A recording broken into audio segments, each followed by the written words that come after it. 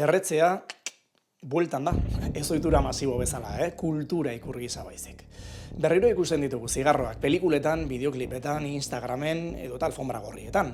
Rosalia, Dua Lipa edo Charlie XCX bezalako ospetsuak etengabe agertzen dira erretzen, ze badirudi zigarroa berriz ere cool bilakatu dela.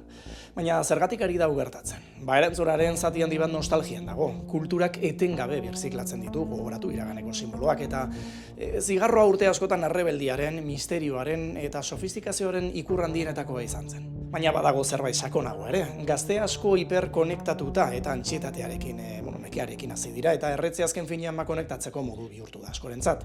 Baduzu sua, emango didazu zigarro bat, gero eta gutxiago sozializatzen duen belaunaldi batean aitzakia txikiak dira horrez aurre hitz egiteko.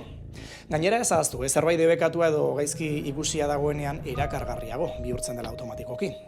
Arazoa da erretzeak suposatzen duen arriskua ez dela aldatu. Sare sozialetan estetikoa dirudien arren, minbiziaren, bihotzeko gaixotasunen eta biriketako enfisemaren arrazoi nagusietakoa izaten jarraitzen du.